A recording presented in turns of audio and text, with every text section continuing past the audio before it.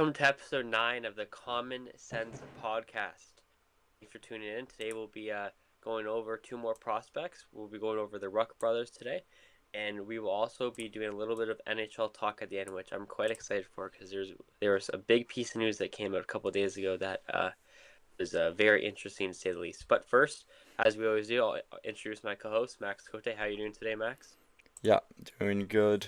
Again, we're inching closer to the draft and the off season ever so slowly, but the good thing is that this week we start the World Cup.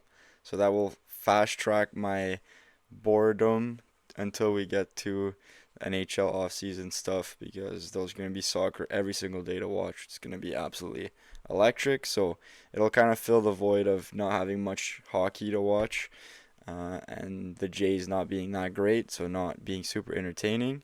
There's going to be some soccer to watch, so that'll be fun. And then that'll lead us right into the draft, which is perfect. Yeah, exactly. I know you're a big soccer fan yourself, so I know you'll probably be watching a lot of it. I'll Oh, probably be yeah. watching. I'm not a huge soccer guy like you, but it's the World Cup. Like you're Yeah, gonna watch it. everyone's watching. Yeah. Yeah, exactly. One thing I will say though is like it's not really about the World Cup. It is kind of random, but and you also mentioned the Jays because it's hard for them to watch. The Jays are so Toronto's hosting World Cup games, and the Jays are in Toronto at the same time. And not only are they in Toronto at the same time, the New York Yankees are also there. Whoever is making the schedule is just not the brightest. I'm sorry, maybe there's some other stuff behind the scenes. But why are you placing a team? Toronto's already going to be insanely packed, and then you're bringing an MLB team that gets like the most views, like the most away fans coming into Toronto. So I don't really understand that. But it's going to be Yeah. mayhem in Toronto Oh, starting yeah. this weekend. But honestly, it's a good thing. I mean, events here in Canada are pretty good, and they're only like it's pretty cool to have better here than all the way in Europe. Yeah, no, and the timing is going to be way better for us. Be able to watch Exactly. games like in the late afternoon into the night rather than like either early in the morning or like middle of the night, which is not ideal. So, Yeah, and one thing about that too is Europeans are complaining about the start times, but let's not act like every single World Cup pretty much is like within their time zone and their times. It's like oh the yeah. one time it's in North America, they're complaining. Come on, like Last World Cup, I was like crushing beers at like 10 a.m. watching Canada and exactly, Qatar. So like, for once we get it in our time zone. Let's be like, come on, let's be nice about it. It's just one time. exactly. Hopefully, I I'm excited. First game's Friday, right? 3 o'clock Friday. Yeah, Canada's first game Friday at 3. The World Cup starts Thursday at like 7, I think Mexico Okay, is playing. So, hopefully yeah. we can pull off a first game W. Yeah. Well, we'll get straight into our prospect talk because there's not any sense news like there was last week. There's like a couple Sens are interested in such and such, but stuff we've heard all year like a top six forward or a top four right shot defenseman. The one funny Sens thing that was out this week is the David Pagnotta saying that Jordan Spence did not have a good year, and the Sens want to shop him. Now, I'm not saying the Sens wanting to shop him is wrong. Like who there's like we talked about a couple episodes ago, kind of in an awkward spot if you keep Spence on the team. Like, is he a third pair guy? Yeah. Is he a second pair guy? But then if he is a second pair guy, he's not like you're like if you look at Florida and Carolina, there's no Jordan Spence on their second pair. So it's kind of like a tough position. But what really got Sens fans confused is just him saying that the Sens thought Jordan Spence had a bad year and that they want to offload him. It's like, I mean, in no way in hell did Jordan Spence have a bad year. Jordan, like, No. he was getting like 20 minutes a game in some of the most important games at the end of the regular season. It's like you're not giving someone 20 minutes, and there was injuries, don't get me wrong, Yeah. but still, you're not giving guys 20 minutes and you're not giving guys 20 minutes that you don't trust. So don't know where he's Yeah. getting that information from, but Well, we had yeah, that that was conversation, right? wild. But he just brought up the wrong argument. Like we Yeah, talked about it. The problem isn't what he did for us or what he didn't do. It's more so a fit thing. And yeah. where does he fit and how does he fit into this decor? So, yeah, I wouldn't be that surprised that he is not here next year. But it's not for the reasons that Pagnotta brought up. That's for sure. Exactly. Like, Yeah. I think in an ideal world, you can still get that top four right shot defenseman and then put Spence on your third pair. It all depends of what type of contract Jordan Spence is looking for. Like he might be asking for like 5, 6 million, which is good for him. Like I feel like he deserves something like that, but the Sens just can't pay that right now, and that's also fair. So Yeah. we'll see what happens. There's been lots of kind of rumblings and moves in the NHL this week, so we're getting towards that time where we could see some moves happening soon, like when the Sens got Allmark. That happened before Game 7 of the 2024 Stanley Cup. So be on the lookout for stuff this week, but as of right now, not really any Sens news. So we'll just get right straight into these prospects. Yeah. So this week we did the Ruck twins, Liam and Markus Ruck. I did a little bit extra research on Liam, so I'll introduce him, but it's gonna be kind of like a combined talk today, just because they're both twins, so it makes sense. But Liam Ruck is an 18-year-old from Oi Soyuz, a very confusing city name to be honest. I definitely butchered that, but somewhere in British Columbia. 6 foot, 175 winger. Played his last 3 years of hockey at Medicine Hat, where he won a Calder Cup with Gavin McKenna in 2025. If there was like one sentence to describe him, I'd probably say he's a smart dual threat winger, has a great shot, and he models his game after Sam Reinhart, which is a pretty good player to say the least. But yeah, if you look at his stats, he had a really good year this year. Um, was near the top of the CHL scoring, if not at the top. Actually, he might have been right around at number one, something like that. Um, which is really good. Don't get me wrong, Ben. It's kind of confusing when he's drafted at 31, and he's highest at 10. I know Max is going to get into that for Marcus too, but Craig Button is a big fan of these two. Um, and he's our TSN insider, so that's the one that probably most people respect the most around here in Ottawa. So could definitely go right around 10. Who knows? But there's also a lot of other people I think they'll go deeper in the draft, especially if a team wants to try to get both these guys. It'd be tough to get 2 picks in the top 10. But who knows? If some teams are really high on both these guys and they want to go after them, you never know what they could do. So um, yeah, Liam is a pretty good player. He's obviously since he models the game after Sam Reinhart, he's a two-way guy. He likes going to the dirty areas around the net. He has a great hockey IQ. So it kind of sounds like he's a really good all-around hockey player. Just not like I feel like the reason probably why he goes all the way down to 30 for consolidated is because he's not like exceptional at anything. He's good at scoring, but he's not like the Yeah. biggest size uh, player either. Like 6 foot, 170, like it's fine, but you're probably gonna get hit around a lot. But as a whole, he's a really good hockey player, and again, just like we said in every single episode, development is gonna be the biggest thing for whoever you draft. So I could be really good when you draft him, but it's all gonna be about the development after. Yeah, I think, like you said, I think a team will. I think at the end of the draft, these two guys will be in the same organization. I'd be surprised if they're not. They've played together all like their whole life, and it just teams love that stuff. Like, just they eat that shit up. Like having two twins that have played together and they're really good together. All this stuff. It's like it writes itself, right, for the PR team and the Yeah, social media teams and all that. So I do believe that these guys will end up on the same team. Now, the only kind of problem with that is that obviously Liam is probably a first round talent, whereas we'll talk about Marcus after, a little bit more of a second round talent probably. So if you take him in the first round, you're starting to reach a little bit, right? So you're looking at teams that have multiple picks probably later into the like if you have like, a early first round pick and then you picked up one or two extra picks later in the round, you could maybe take a flyer on these two guys or something like that. Or if you have like a late first and an early second, maybe a team like that could be coming in for these guys. So, and on an Ottawa point of view, I mean, you have 32, so one of these guys they could both be available at that point. You could draft him, and then we have a bunch of third round picks and stuff. You could package up, maybe move up into the early second round, and then pick the other, which would be a cool story for sure. But stories don't win championships, so again, we talk about picking the best player. I think if Liam Ruck is available at 32 or whatever, I would have no problem with the Sens taking him. Just an absolute offensive demon, just like pure offensive player. He has a sick shot. from everything I've seen. He can go to the dirty areas and score too, which is a huge thing because when you get to the NHL, like that's you're gonna score a lot of your goals from that, 1 to 4 foot range from the net. So it's really important to be able to go to those dirty areas and finish, which he does. So that's absolutely huge. And then obviously, we talk about all of this with all the offensive guys working on the defensive side of the game. But again, that's just something that comes with development. I didn't see anything about these guys being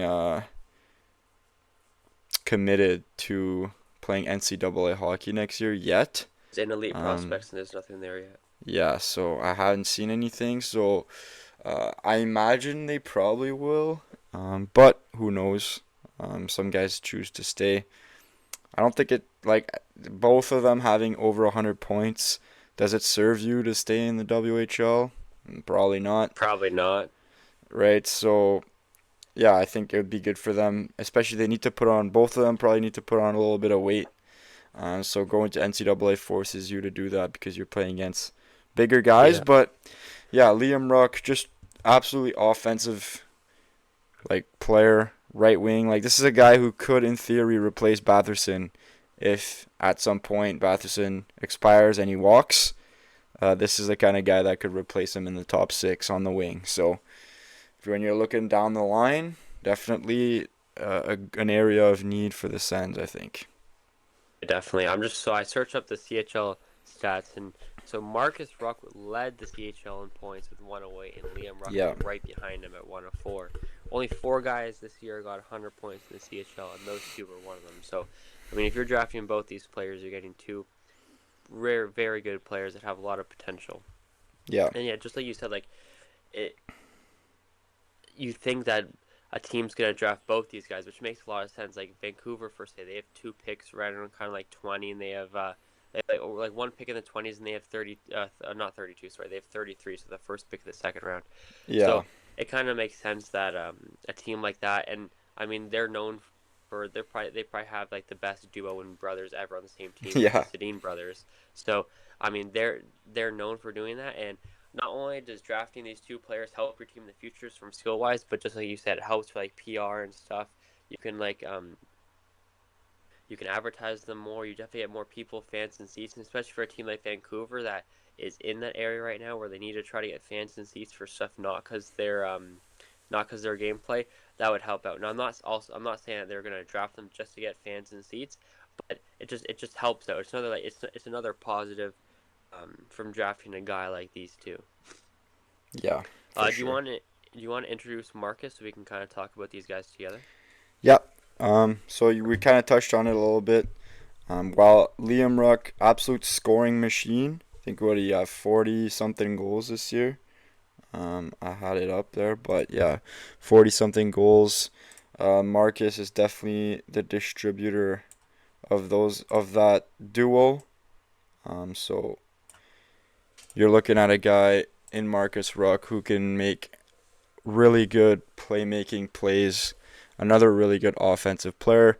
But again, just not projected as high as his brother. Number 40 consolidated, so a little bit later. And then, like we said, Craig Button loves these two guys. He has Marcus at 16, so very high compared to his consolidated ranking, which is like firmly into the second round. And then lowest rank, number 54 by McKean. So there's a humongous gap there. I think most people lean towards more of a second round player from everything I've gathered. So yeah, 6 foot, 168 pounds, so a little bit on the lighter side. Definitely needs to put on weight. Left-handed center, so he's playing down the middle with his brother playing off the wing. Again, same birthday obviously, and then 21 goals, 87 assists for 108 points this season with Medicine Hat. So really, really good offensive production. Now it's just, will that translate to the NHL? From everything I've seen, read on this guy, the shot will probably not translate. He's not a particularly great shooter. Only 21 goals in the CHL when you're shooting on kids. Is that going to translate to when you're shooting against the best goalies in the world? Probably not. So definitely needs to work on that. So he's definitely a pass first guy. Um, the one thing that is good, he's definitely a gritty player. If I go with the same thing as you, like the one line to describe him, I had gritty 200-foot playmaking center who lacks size and scoring touch. So I think that pretty much sums it up. He's good kind of all over the ice. Not the best skater particularly, definitely would need some work there. But vision, playmaking ability, passing ability, being able to set up his teammates in good spots, all really, really good. But now it's will the speed and the shot carry, and then the size as well. So he's gritty. He gets into battles. He wins a lot of battles. He carries the puck out of his zone a lot. It's just all really good stuff. But the skating and the size needs to improve, and the shot will need to improve if he's going to be anywhere near a top six forward in the NHL. I would see him more as like maybe a middle six to bottom six center, probably like a third liner. I had like a few comps, like top end comp would probably like Barkov. I mean, if you get Barkov at like late in the first round or early second, you're cooking. But then like for a Sens kind of look, I went with Pinto, picked at number 32. Obviously, we know that. And pretty similar type of players. I think Pinto's shot was probably a little more advanced and was a little bit more pro ready when he came out of the draft playing in NCAA. But again, like gritty, 200-foot, able to make a lot of good plays. So and able to carry the puck out of his zone, which is something that Shane Pinto can do pretty effectively. So yeah, you're looking if you can get Shane Pinto again at 32, you absolutely take that. I think if I offered that to any Sens fan, they would bite my hand off. So you're kind of looking at that kind of player here. And then the last one I had was Alex Wenberg. So another, solid NHL middle six center. Two-way guy. Yeah, two-way playmaking center. So, yeah, there's a lot of really good things to like about. I mean, obviously, they scored 100 points in the CHL. Like, not anyone can do that. But obviously, they played together. And they're both kind of first, second round talents. Like, if you put two guys like that on a line, they're most likely going to score a lot of points. So, I'd love to see them go to NCAA. I'd love to see them play on different teams in the NCAA and see if they can do it on their own. But probably won't happen. They're probably going to commit to the same place if they do, and they're probably going to get drafted to the same place. So, but if you draft both, you're probably getting two pretty good, at least middle six forwards. Third line. I would say floor is probably like third line players. So, yeah, no, these guys are pretty impressive. Lots to like about them. And yeah, if the Sens get both of them, like I said, that'd be unreal. I think it would be good. I think also a little bit of a side topic. We'll go back, but I swear and it might be because the Sens are drafted at 32, but I swear every single prospect that we've talked about hasn't been a good skater. Like, I think Mathis Preston that you had was a good skater, but I think everyone else that we've talked about has not been a good skater. It just seems like especially in I don't know. where like we have McDavid and Celebrini and Bedard taking over the league that are just like exceptional skaters. It's, yeah, I mean these guys are still good skaters. Number one picks, but yeah, like all these guys are still decent skaters. Like they're not bad, but it's just for the NHL level, right? Exactly. But yeah, like I don't think they're not bad skaters. I think we talked about like Rubrick and Rogowski as like they definitely need work. These guys like their skating is not that bad, but it still could use. They're not speed demons. They're not gonna blow you away with their speed. It's more the kind of cerebral part of the game. Getting to the right areas, making good plays, finding their teammates. So. Yeah. That's more where these guys excel is in the brain category, I would say. Yeah, and like the more I look at both these guys, the more I think that the same team's gonna draft them because it looks like they play so well together. Like one's a two-way center that just dishes the puck over to like Marcus is a two-way center that just dishes the puck over to Liam, and Liam just gets the puck in the back of the net every single time. Yeah, and pretty the much. time he does it, there's a rebound right in front of the net, and Marcus is there to tap it in the net. So, um, just like you said, I think I would have to agree. I think a team will try to draft both. A team like Vancouver, I think I saw too. Calgary was up near Yeah, they have a good Calgary amount of picks at picks right around 30 there.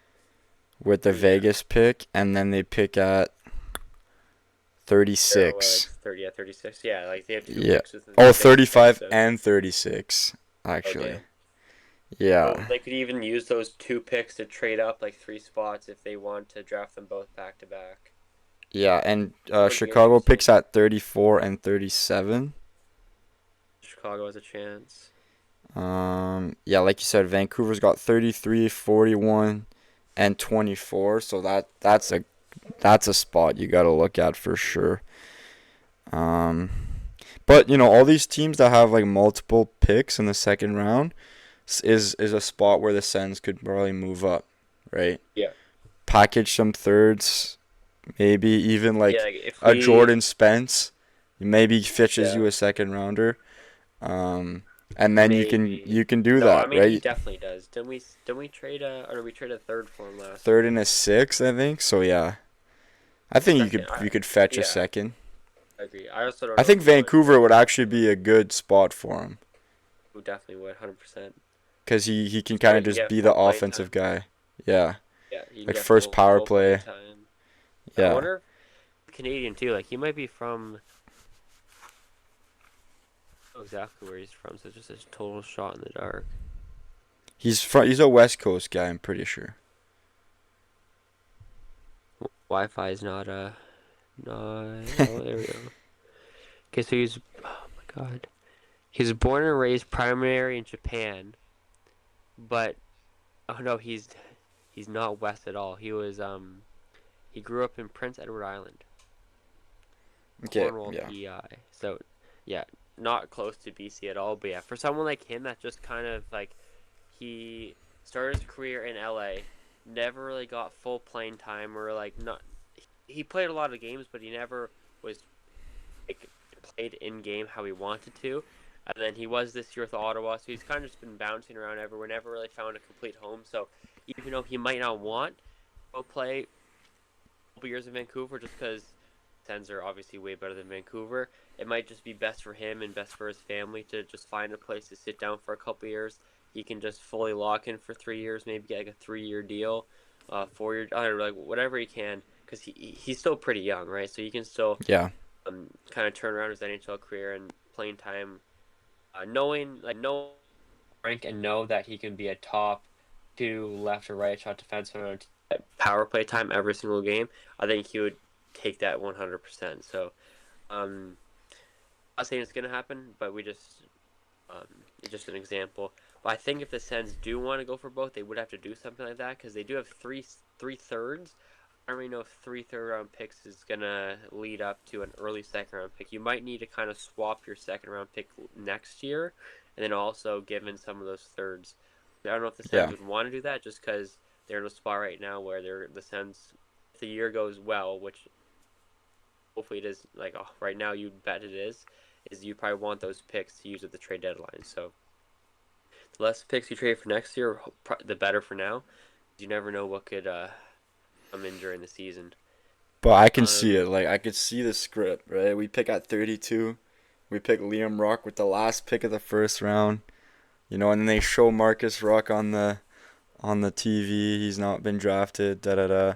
And then first pick of the next day, Sens trade up to 33 with Vancouver, snag Marcus Ruck, and then they're I like, find it. I they don't know, both man. got I the just Sens find it. jersey on. This be It would be cinema. sick. Don't get me wrong, but I just find it really hard to believe that Liam drops to 32.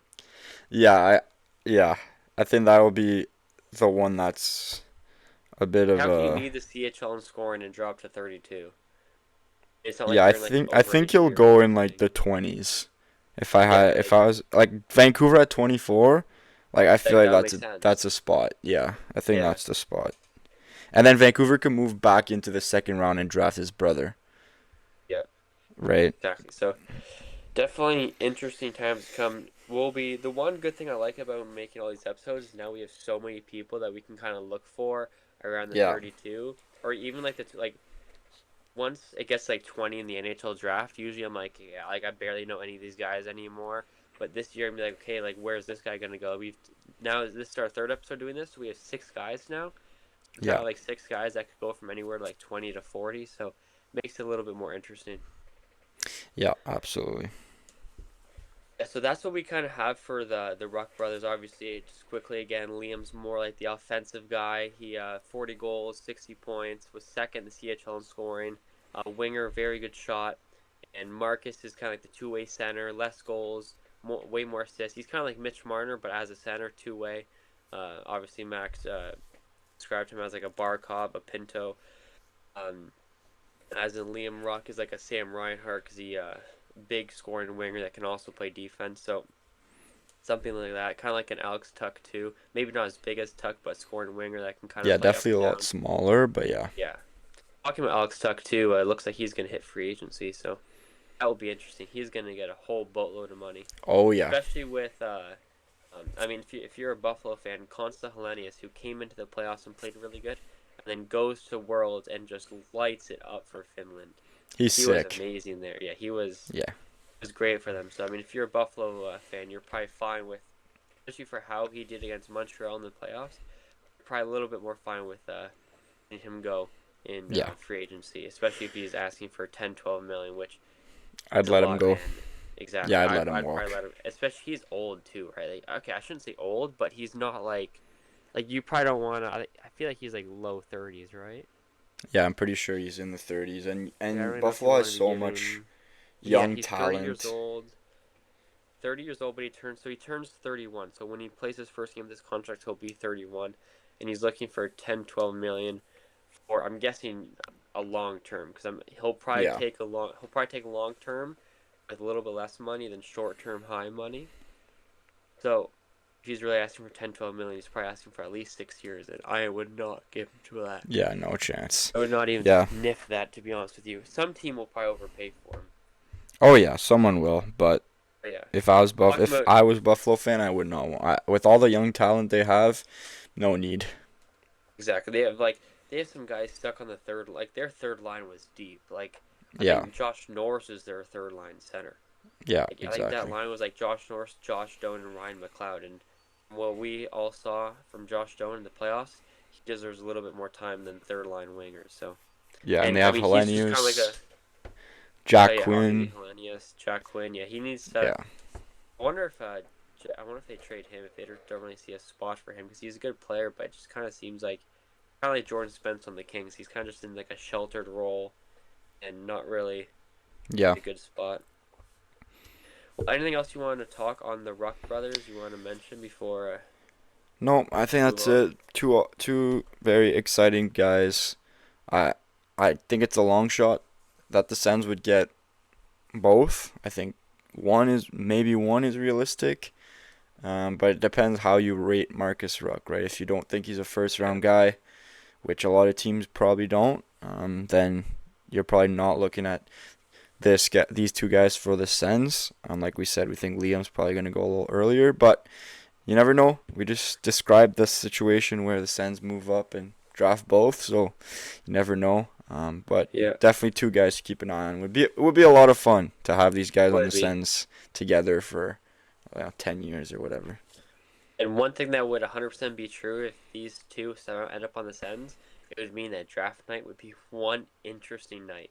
Like from like 9 o'clock when we get to like picks like 20 to like the next like 20, like honestly like those 24 hours would be super interesting if both these guys somehow end up on the Sens. And I wouldn't complain because it would be a lot of talking that we can do on this podcast right Oh after yeah. that happens. Oh yeah. Well, you want to get into a little bit of NHL news? Yeah, let's do that.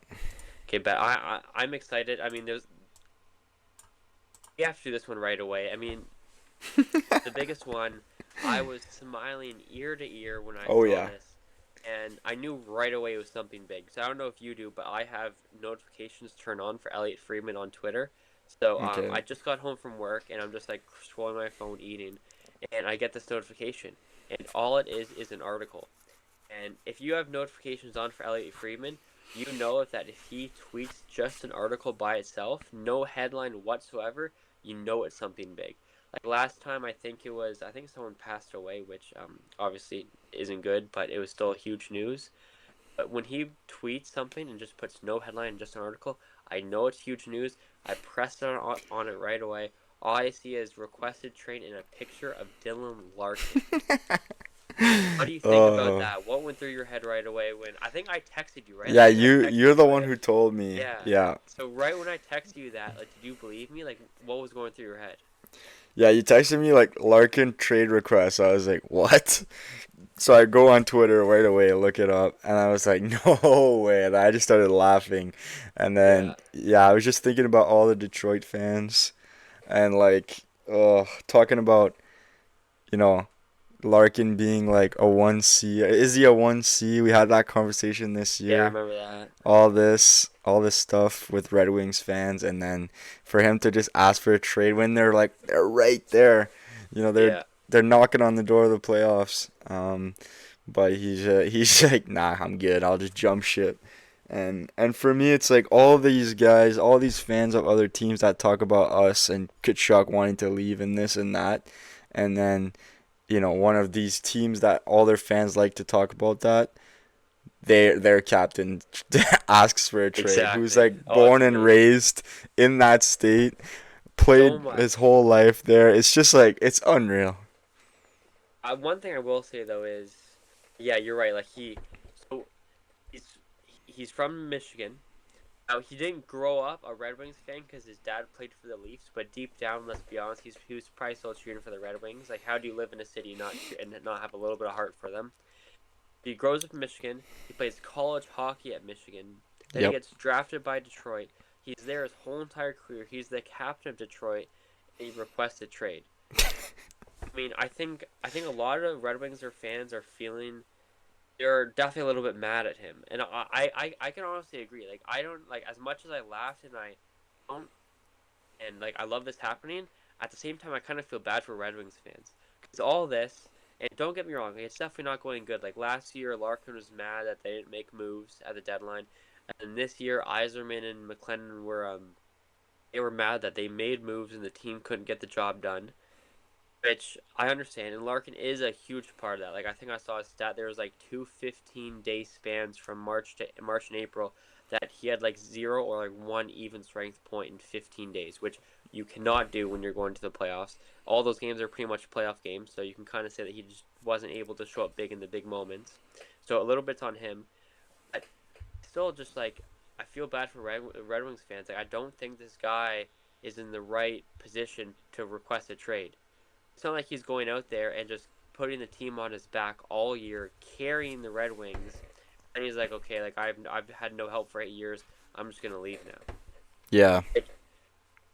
Now, like the Red Wings were also hurt too. He was probably playing with injuries, but like that's what happens when you go and you win the gold medal.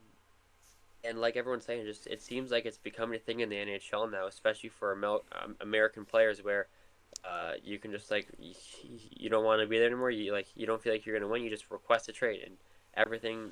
Like you think all they just think the power is all in their hands. Which Chuck, It I get is. he just doesn't like Calgary. Yeah, you're right. It is, especially when they have such big bugs. Yeah. Quinn Hughes, obviously, he wants to win in Vancouver. It's not good. But like this Dylan Larkin one is just different than those other two. Like just like you said, the Red Wings are on the cusp of making the playoffs soon.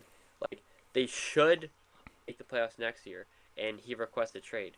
I honestly think it's pretty shitty on his half. I think he probably should have stayed. They like Red Wings can work some stuff out. I think this would be the first offseason too where the Red Wings make a big trade to go get him help for the number two center, so teams aren't just attacking him, and that's why he's injured. Like I honestly think Larkin gets injured all this time late in the season because he has such a big workload all season. So that doesn't help either. But I just think I yeah like I said I just feel bad for Red Wings fans a little bit. I don't think he's in the right position to request a trade. And again, I still love it though. Like, it is hilarious that he Oh yeah. requested trade. It just shows that something in the management is just not working. Something there. Him and Yeah. Larkin aren't seeing eye to eye, and now he's going to be off the Red Wings to start next year. Yeah, it's messy. I don't even know where the Red Wings go from here. Like, they have to just kind of stick to the plan, but like they have no centers now, so I don't know. Yeah. I don't know what You're you gonna have to do. try to trade him for a center, but you're definitely not Yeah. going to get someone back in return. Like, Yeah, I think if I was a betting man, I would say this has Minnesota Wild written all oh my over it. God, Minnesota, Montreal maybe, but he probably doesn't I want to don't go to yeah, I don't Canada. think it's gonna be Canada. Yeah, no, I don't think But so. I mean, if it Um, has to be Minnesota, like unless Minnesota yeah, I doesn't think give the it's best Minnesota. deal. I Like think if Minnesota Yurov is isn't one that going, I've seen like float yeah, around as a trade do one of the goalies piece. too. Yeah, maybe one of the goalies, but I think you're getting a little pricey there if you go Yurov and like Wallstedt. But um, yeah, I think Detroit's just in a weird spot. I've been saying that for a while. Like they keep acquiring like these old veterans to add to their David lineup, Perron. but they're not good. Like they're not quite there.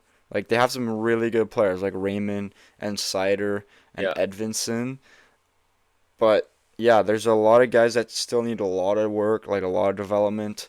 Like even this, like we talk about the Sens, they still have steps to take. Like every guy on this team has steps to take, but our guys are more ready, more prepared, more seasoned than them, yeah, and we have way more depth too. So it's like, and we're acquiring some guys, but nothing like crazy. These guys are trading first round picks for Falk just to not make the playoffs. Like that's tough. I yeah. don't That was a care. I weird don't care trade. who you are. Like that is not what you want to be doing. So yeah, it's they're in a weird spot, and now they're really gonna be behind the eight ball. I think. If I was Eiserman, I would probably try to trade a few of those veteran guys, try to recoup some picks, and just build around those young studs that you do have, as best you can, and hope some of those guys that you do have are gonna take a huge jump forward. Um, like Marco Casper. Who else do they have? That's like center. Nate Danielson. Like you hope JT that those Gosper, I think, guys. plays center. Yeah. Well, yeah. I mean, like I'm talking more like they're Oh, the young young guys. guys. Yeah, Yeah. So they have some guys, some first round picks that, they're hoping will develop, but yeah. I mean, they're gonna be in a weird spot. But yeah, this screams wild. it has to. I'm trying to find a tweet right now. I remember tweeting about how many points the Red Wings were back. I can't find it though, but it was something like January 21st.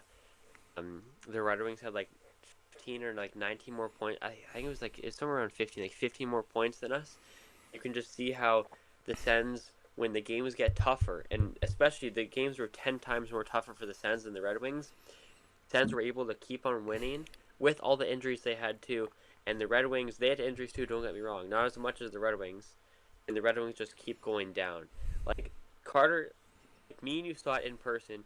But me and Max were at the Red Wings game where Yakimchuk scored that beauty goal. Oh yeah. Yakimchuk ended Detroit's Red Wings season, and he also ended pretty much Dylan Larkin's career as Detroit Red Wing. And actually, that was Yep. Larkin's first game back from injury too, after like 6 weeks. And If you think Sens about beat it, belt ass in their own barn. in some ways, we ended the It's Detroit true. the Iser plan. We We trekked can say down that we all were the a way part. there.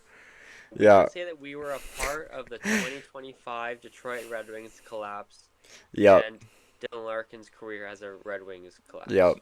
Yeah, exactly. We trekked So down I 8 hours to watch our boys, our yeah depleted roster, yeah just put belt Dorian ass to Donovan, the. Yakimchuk on the third pair. Oh yeah, power play like that pass through the legs. We got that Yeah, it nice was view from beautiful. behind That the was right net. in front of us too. That was Oh, sick. oh, That was right after amazing. a goal got called back too, like from Detroit. So Oh that was yeah, sick. yeah. It was electric. Yeah, but yeah, well, we can finish off with the Larkin because there's not much more to say except for just like super surprised. But yeah, just like you said, I think he's in Minnesota.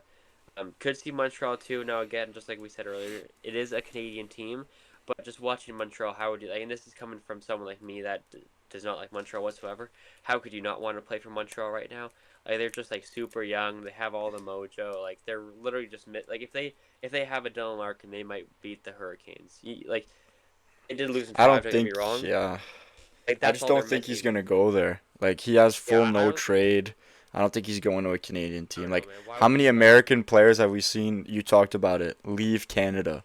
Like he's already not in Canada. He's not gonna move to Canada. I don't Yeah, you're not think. wrong, but I don't. I think the main thing about him leaving is is winning. He wants to win, and you're gonna win for so many more years if you're on Montreal. You have Lane Hudson, who's Canadian, or sorry, not Canadian. You have Lane Hudson, who's a really good player, American. You have Cole Caulfield, really good player, American. So it's not like he's gonna go there and just be a man, like just a lonely man. He's got two really good Americans there that might be on Team USA sooner rather than later. So like he's just going to like the Vancouver Canucks. Obviously, like that's not gonna happen. I think the Habs would still be one of like the top teams trying to get him. Like I think Minnesota's there. A lot of I people think are saying Anaheim. Anaheim maybe. Yeah, I could definitely see that. Who's their number two center after Carlson? Um, I feel like they definitely have a lot of young guys. well, they have obviously McTavish, which they're trying to move off, which they could trade to Detroit, obviously Yeah. in a So package. their latest lineup is Carlson, number one center. Then the number two center is Granlund. Yeah, exactly. Uh, Like you could definitely upgrade there. yeah, they could, and they have a good like And Ducks have a what? good decor too. Yeah, like you got Zellweger that could be a trade piece. Yeah. Um, That's true. McTavish, Zellweger, obviously. McTavish. Actually, I haven't seen that yet. That's actually a really good. That's a really good Yeah, option. I could see that too. I think it's gonna be a West American team, but the cards are all in his hands. He gets to pick basically Yeah, where he wants to go. So yeah. And then until next thing you know, he's like a Florida Panther somehow. But hopefully that just doesn't happen. yeah, That hopefully would just be not. insane. Yeah. Yeah. Well, is there anything else in the NHL? Like, except like obviously we'll get to the Stanley Cup Final. We'll probably end off with that. But, anything else you remember that came out? There was like awards that came out. The Selkie came out. Pinto didn't win it, but he came fifth. Amadi Yeah. also got some votes, and I also saw that Dylan Cousins got one first place vote. I would And Claude love to Giroux see.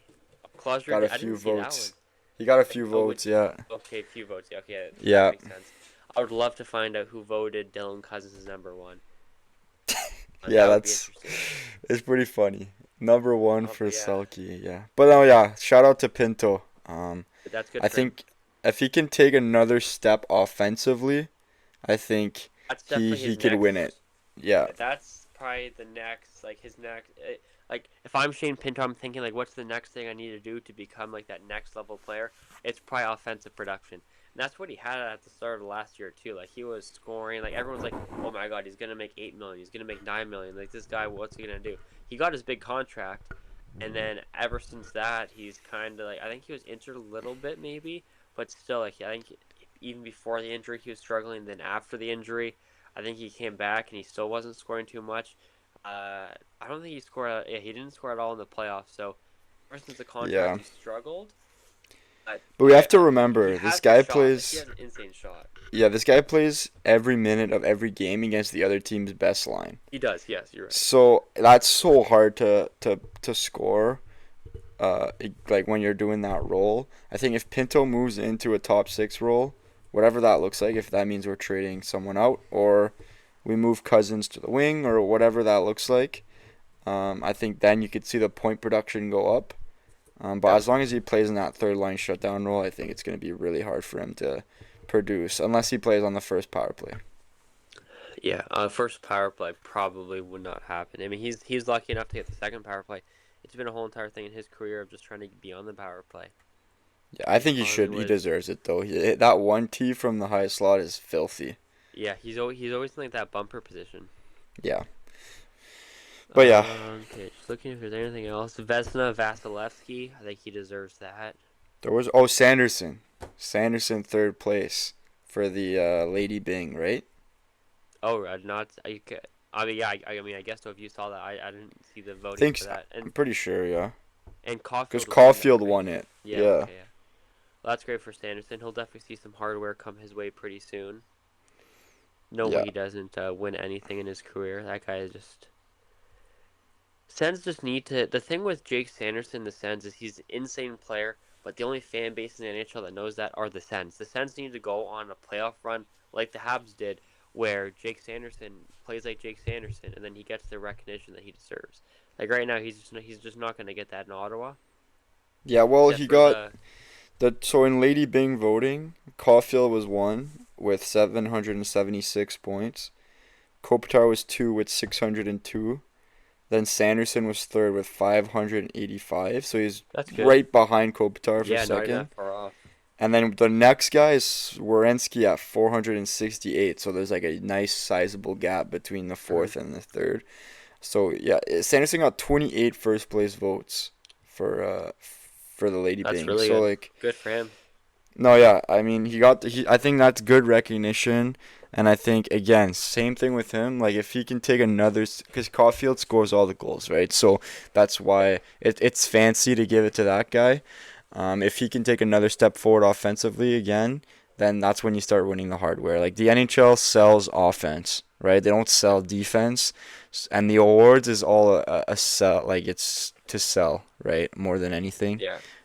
So If yeah. I had to take my unbiased cap off, I'd probably say Caulfield deserves that. Oh I yeah. mean, a guy who scores 50 goals and he's not even gonna win any other award. It's like he deserves, and he's always smiling on the ice. He's always having a good time. He's obviously not just being a shit disturber all the time. So he definitely deserves to win that. Obviously, would I rather Sanderson win? 100%. But at least to win to someone who deserves it. It's not like he just didn't deserve it whatsoever. Yeah, no, exactly. Well, I don't think there's anything else really. We can go into the Stanley Cup Final because there's honestly a decent amount we can talk about this. There was all three. So game one was Monday night, right? I think it started Monday. Yeah, The game one on Monday. I mean, just great game. Canes get out to an early lead, 2-0. Game one and two were kind of actually like identical. It's the opposite. Both teams, like game one was Canes, game two was Knights. Both teams going up 2-0, and then the other teams in those games coming back and ending up winning the games. But I would say through all these games, I think the better team has definitely been Vegas, and it shows now that they're up 2-1. Great comeback win in game one. Game two, bad sell. And I mean, both teams did it, so it makes it feel a little bit better. Still sucks to lose that game. Then, I mean, they're lucky they won yesterday. I mean, you go up 4 yeah, nothing. Canes first team ever to come back down 4-0 in a Stanley Cup final game. And I mean, they had so many chances in overtime, and so did the Knights before they ended up winning it. yeah, I honestly, I'm cheering for the Knights because of Mitch Marner. Obviously, we're gonna talk about Mitch Marner. God, I love that guy right now. But um, I mean, when someone gets a hat trick, scores four, you cannot lose a game where you go up 4-0. And it was not the Vegas's game-winning goal, super lucky goal. Don't really know what Busty's doing in that scenario. It is tough though. You don't really know. It's the heat of the moment. He hasn't played too much this playoffs, but sucks for Busty. I didn't really like the game ending on that goal though. I wish it was like a nice goal and like that would have made that game just like incredible. yeah. You know, it's been a lot of fun to watch. I know like there was a lot of talk about these teams and Carolina, especially like not creating the most exciting brand of hockey, which we saw in the Sens series. But it's been nothing but great hockey, end to end stuff.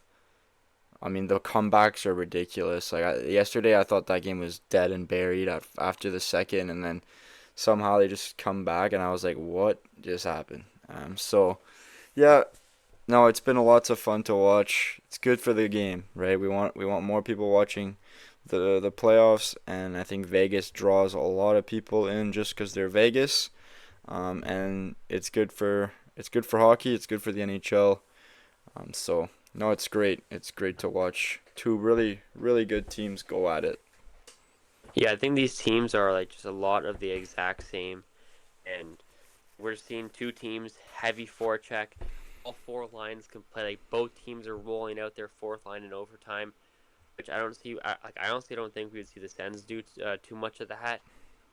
Rolling out, and like these teams are rolling out their fourth line like consistently. Like I was listening to the first overtime we were driving back from the Red Blacks game, so I'm listening onto the radio, and I heard like Coughlin's name of the Knights a lot. I heard a lot of William Carrier.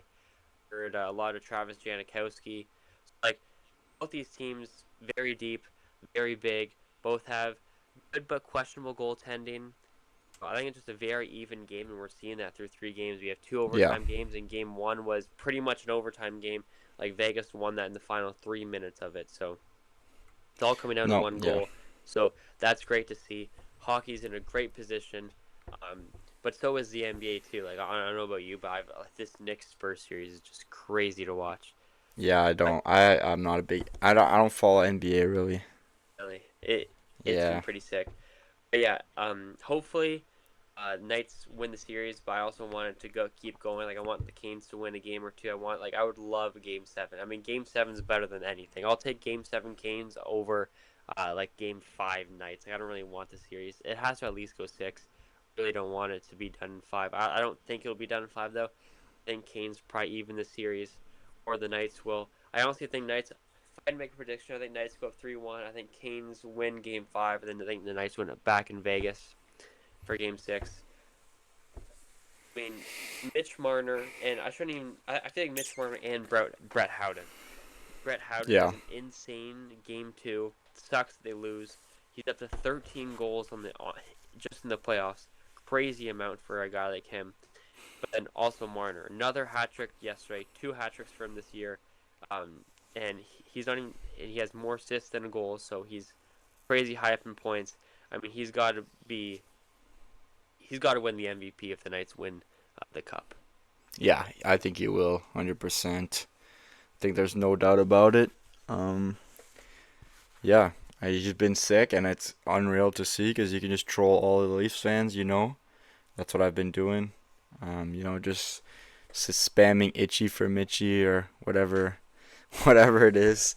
But yeah, it's just I just love rage baiting Leafs fans, and Marner going off just makes it so easy. So no, yeah, it's lots of fun to watch these absolutely elite players go to work, and especially on Vegas. Like I think Carolina's elite players kind of are letting them down a little bit. Yeah, If their top guys were buzzing, I think Carolina would probably be winning this series. But Vegas's guys are buzzing, and they got Mark Stone playing on the third line and Hurdle. They're just sick. Like they're just so deep. So yeah, no, it's been really good. for in 16 playoff games this year, Sebastian Aho has 10 points, 4 goals, 6 assists, and if I'm not mistaken, I'm pretty sure 2 of those goals at least are empty netters against the Sens. So definitely know where he wants to be then. So that's the Canes top line center. And if you look at Jack Eichel, I mean he's kind of having a very like underrated playoffs. That's kind of just getting Yeah, he's just got a ton of overshadowed assists. by overshadowed by Brett Howden and Mitch Marner. But he has 20 points in 19 playoff games, 2 goals, 18 assists. So Yeah. I mean also probably not where he wants to be. He probably wants a couple more goals in there, but I mean points are points at the end of the day, especially in the playoffs. You take If he those raises assists the any day cup, of the week. he won't care. Exactly. I mean, Yeah. anything for him. Actually, I have a crazy question for you. And I think I know what your answer will be, but I actually saw some people saying the other thing. So I saw this thing on Twitter. Someone asked, you go back to and this is so you have to, this is a hypothetical. So this is if the Knights win the cup this year. If the Knights win the cup this year, if you go back to 2015, who's your number 1 pick? Nah, it's still McDavid. I don't care. Okay, exactly, Yeah, exactly. yeah, yeah. But I That's actually crazy. saw some real human beings on Twitter saying, and this is why it's Twitter, because it's a crazy place. You get some crazy takes. People honestly would take Jack Eichel over Connor Yeah, no McDavid. chance. No one can act with a gun to your head. There's no chance. You're actually Yeah, saying that seriously. there's like Yeah. don't get me wrong, Jack Eichel's a great player, like very good. Like he's criminally underrated. Like great two-way Oh game, yeah, great offense. He plays the body, like insanely good. But like, Connor McDavid might be one of the best NHL players of all time. Jack he is Eichel, the like, best. exactly. Like if you think of it this way, Connor McDavid will 100% be a top 5 NHL player in NHL history. Will Jack Eichel be? No. No, won't be. So how could you take someone who's Yeah, no literally chance. worst all time? Like sure he can win. Don't get me wrong. He has 2 Stanley Cups. But He's also on a it's way better run franchise. exactly Yeah. exactly. If you put McDavid on the Knights and you put Eichel on the Oilers, McDavid might have 3 cups and about to be Oh, winning his 4th right now. yeah, yeah, yeah. Hundred Like percent. yeah, it's honestly crazy, but props to him. He's good. But this all started with talking about the Canes. Like I think Seth Jarvis too. He had the big OT winner in Game Yeah. 3, which was a 6 shot. But even he, like I remember, at least in the series against the Sens, he was not even like he didn't do anything against the Sens. No, that What's whole he? first line was Yeah. basically So he's the invisible. exact same as Aho. 16 games, 10 points, 4 goals, 6 assists. Like It's just identical not good stat line. enough. Yeah. Exactly. I actually think Svech is a bit better, but he also had a quiet series against the Sens. So pretty much we can just say the Sens are like if the Canes win the cup, we can say the Sens are the second best team in the league, pretty much. Yeah, basically. Let's see, Svechnikov six. Oh no, he's worse. Pretty much the same. Oh my, this is insane. 16 games, so they've all obviously played the same amount of games. They all have 4 goals. Svechnikov just has one less assist with 5 assists, so he has 9 points in 16 Yeah, that's games. just not good enough. Terrible. Yeah. And all Vegas, like all their first line probably has over a point per game. You have Mitch Marner who's on the second line who's way over a point per game.